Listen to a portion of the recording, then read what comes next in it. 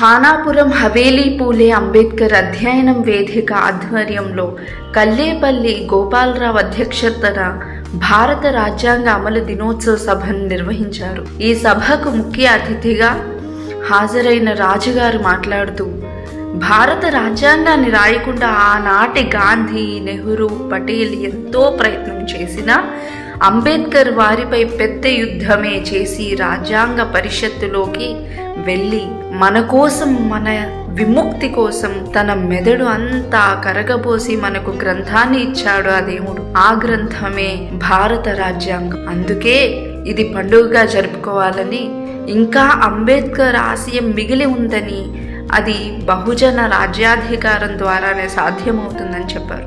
ఈ కార్యక్రమంలో డాక్టర్ గూడూరు సీతామహాలక్ష్మి మాట్లాడుతూ, దళితుల నెత్తురు తడవని భూమి లేదు. కారంచేడు ఘటన తొలిది కాదు, అది చివరిది కాదు. నిరంతరం ఆ అగ్రవర్ణ కులాలు దళిత బహుజన జాతులపై దాడులు చేస్తూనే ఉన్నాయి. వీటిని మనం తిప్పికొట్టేందుకు శాసనకర్తలం కావాలని అన్నారు. సోదరులకి, ఈ సభకు అధ్యక్షత వహించిన కల్లేపల్లి గోపాలరావు గారికి, మాకంటే ముందు ఇక్కడ ఉన్న పరిస్థితులన్నిటినీ చాలా చక్కగా వివరించిన సోదరుడు లక్ష్మణ్ గారికి, అట్లాగే ఈ సమావేశంలో మా మాటలు విందామని ఇంత ఆసక్తిగా వచ్చేసిన సోదరులకి, సోదరులందరికీ కూడా నా హృదయపూర్వకమైన జైభీములు తెలియజేస్తున్నాను. మిత్రులారా, నేను విశాఖపట్నం నుంచి వచ్చాను. టీచర్గా ఒక 40 ఏళ్ళు స్కూల్ టీచర్గా పనిచేశాను. కొన్ని పనులు, చేయాల్సిన పనులు చేయటానికి ఉద్యోగం అడ్డంకిగా ఉన్నందువల్ల ఒక 3 సంవత్సరాల సర్వీస్ ఉంటే VRS తీసుకుని ఉద్యోగం నుంచి, ప్రభుత్వ ఉద్యోగం నుంచి కూడా బయటకు వచ్చాను. ఇది క్లుప్తంగా నా పరిస్థితి. నేను ఇందాక సోదరుడు లక్ష్మణ్ గారు అంటూ నా గురించి మాట్లాడుతూ కారంచేడు ఉదంతాన్ని ఒక్కసారి గుర్తు చేయమని ప్రస్తావించడం జరిగింది. కారంచేడు గురించి తలుసుకుంటే నాకు ఇప్పటికీ కూడా రక్తం మరుగుతుంది, కన్నీళ్లు ఆగకుండా వస్తాయి. బహుశా అది తలుసుకుంటే నేను ఉద్వేగానికి గురవుతాను, మిమ్మల్ని కూడా అదే భావోద్వేగానికి గురి చేస్తాను. అది గతించిన చరిత్ర కాదు మిత్రులారా, నడుస్తున్న చరిత్రే. కారంచేడుతో ఆగిపోలేదు. కారంచేడు తర్వాత కూడా ఇప్పటి వరకు కూడా దళితుల రక్తాన్ని ఏరులా పారిస్తూనే ఉన్నది ఈ అగ్రకుల అహంకారం. ఆ రోజున మొదలవ్వలేదు. అది ప్రథమము కాదు, ఎండింగే కాదు. కానీ భారతదేశంలో ఈ దళితుల రక్తంతో తడవని నేల అంగుళమైనా లేదనేది నేను అనుభవంలో చూశాను.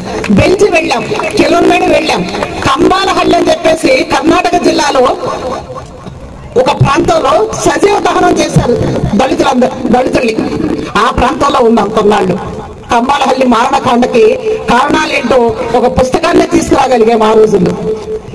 అలాగే బెంచి దగ్గర నుంచి కిలోమీటర్ వచ్చి వేంపేట, పదిరికుప్పం, నిన్నటి లక్ష్మీపేట, ఈ చుండూరు, ఇవన్నీ కూడా భారతదేశ చరిత్రలో ఒక కులం మనిషిని వెంటాడి అమానుషంగా నరికి చంపుతుందో, రక్తం పేరు పారిస్తుందో, కులం ఎంత భయంకరంగా జడమీపి ఈ భారతదేశంలో నృత్యం చేస్తుందో, ఆ ఉద్యమ పోరాటాల్లో పాల్గొన్న ఒక ప్రత్యక్ష సాక్షిగా నేను చాలా అనుభవాలని, గుణపాఠాలను నేర్చుకున్నాను. నేను కులం విస్మరింపలేని ఒక నిజం.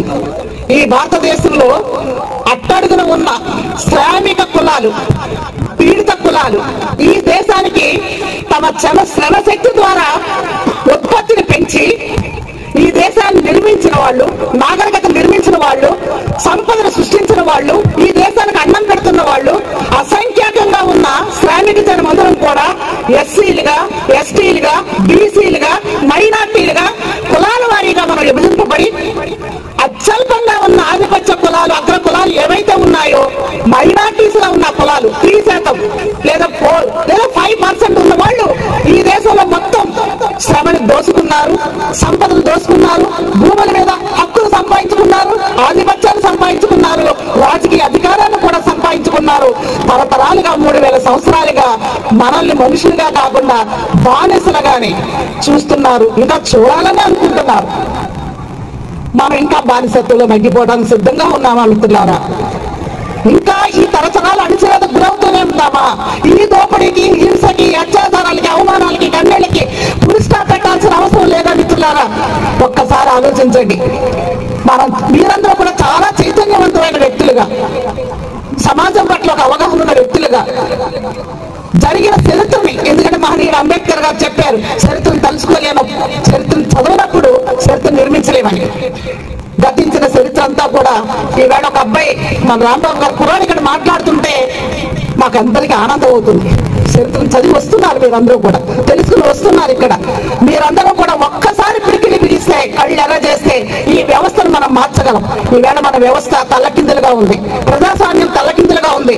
అత్యల్ప అగ్రకుల పార్టీలు పాలక వర్గాలుగా ఏర్పడి ఈ దేశంలో ఉన్న సంపదను మొత్తం కొలబెట్టారు. మనల్ని ఇంకా ఇంకా ఇంకా పీడనకి, హింసకి, దోపిడీకి, అత్యాచారాలకు, అవమానాలకు గురి చేస్తూనే ఉన్నారు. ఇంకా గురి చేయాలని అనుకుంటున్నారు. మన ధర్మశాస్త్రాన్ని రాజ్యాంగంగా అమలు చేస్తున్నారు. ఇది నిజమా కాదా? కారం చేళ్ళు అప్పటి వరకు కూడా నేను కులం అనేది ఇంత భయంకరమా, ఇంత దారుణంగా ఉంటుంది అనేది నాకు తెలియదు. నేను ఇంకా అప్పుడే కాలేజీ విద్య పూర్తి చేసుకుని ఉపాధ్యాయురాలిగా నేను వృత్తి జీవితంలో కూడా అడుగుపెట్టిన సందర్భం అది. 83 నేను ఉద్యోగంలో ప్రవేశించాను. 85లో జూలై 17న ప్రాంతీయ వార్తలు వింటి తల్లడిల్లిపోయాను నేను. ఏంటిది? ఎక్కడ ఉన్నాం మనం? ఎలా బతుకుతున్నాం? ఏ ఆటేక న్యాయం ఇది? ఒక మనిషి ఇంకొక మనిషిని గండ్రగొట్టలు, కొడవళ్ళు, చేతి కింద ఆయుధాలు, సరుగుడు పరుసులు పట్టుకుని వెంటాడి మనిషిని మృగాల్లాగా వేటాడి, పశువుల్లో, కోళ్ళలో చంపేసినట్టు చంపేస్తూ ఉంటే అది వార్తగా ప్రచారం అవుతుంటే ప్రాంతీయ వార్తల్లో రక్తం మరగకుండా మానవత్వం ఏ మనిషి అయినా ఉండగలడా? ఎందుకంటే ఈవేళ టీవీలు లేవు. ఇప్పుడున్న టీవీలప్పుడు వార్తలే మాకు ఆధారం. చేస్తున్న భోజనాన్ని నేను వదిలిపెట్టి ఆ రోజు వెళ్ళాను. నేను జూలై 17న జరిగిన ఉదంతం ఆ బాధితులకు అండగా, నా సహోదరులకు అండగా, నా శ్రామిక ప్రజలకు అండగా, ఈ దేశాన్ని ఉత్పత్తి పెంచి ఆ ఉత్పత్తి మీద అధికారం లేని మొత్తం శేష పేద కులాలందరం కూడా ఒకటేనే భావం అప్పటికే నాకు ఉంది. కాబట్టి ఆ సోదరుల తరఫున నేను నిలబడటం కోసం, పోరాటం చేయడం కోసం ఉన్న బలంగా నేను కారంచేడు బాధిత శిబిరానికి వెళ్ళాను. అదంతా కూడా ఎవరైనా ఆసక్తి చేయడు బాధిత శిబిరానికి వెళ్ళాను.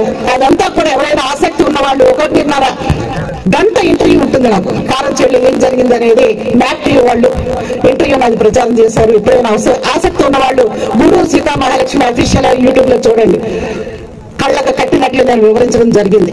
అమానుషమైన దారుణ మారణకాండ అక్కడ నిలువెల్ల మనుషులు కంపింపజేసింది. అల్లడిల్లిపోయాం. ఈ కులోన్మాదాన్ని, ఈ అగ్రకుల ఖండ కావడాన్ని ఈ దేశం నుంచి భూస్థాపితం చేయనంత కాలం ఈ దేశంలో మనం మనుషులుగా బతకలేము. మానవత్వంతో, ఆత్మగౌరవంతో తలెత్తుకుని బతకాలంటే ఆధిపత్య కులాల వాళ్ళు రాజ్యాధికారాన్ని అనుభవిస్తున్నంత కాలం చట్టం వాడి చేతిలోనే ఉంటుంది, యంత్రాంగం వాడి చేతిలో ఉంటుంది, అధికారులందరూ వాడి చెప్పచేతల్లో ఉంటారు. ఈ దమన నీతి నిరంతరంగా కొనసాగిస్తూ వాడు చట్టం నుంచి తప్పించుకున్నారు. కారంచేళ్ళు అంత అమానుషమైన మారణకాండ జరిగితే న్యాయం జరిగిందనుకున్నారా? అందుకే అంబేద్కర్ గారు చెప్పారు, నా ప్రజలు పాలకులైతే తప్ప, రాజ్యాధికారంలోకి వస్తే తప్ప ఈ ప్రజాస్వామ్యం నిజమైన ప్రజాస్వామ్యంగా పరిడి వెళ్ళదన్నాడు. ఆయన పాలకులుగా చూడాలనుకున్నాడు. Political power is the master key అని చెప్పేసి ఘంటాపదంగా చెప్పిన మన మహానాయకుడు డాక్టర్ బిఆర్ అంబేద్కర్ గారు. ఆ కళలు ఇంకా మనం సాధ్యం చేయగలిగామా? సాధించగలిగామా రాజ్యాధికారాన్ని? ఈ దేశంలో ఉన్న పేదవాళ్ళు మనుషులుగా గుర్తించబడుతున్నామా? శ్రమ చేస్తున్న వ్యక్తులందరూ కూడా ఆత్మగౌరవంతో నిలబడి బతకగలుగుతున్నామా?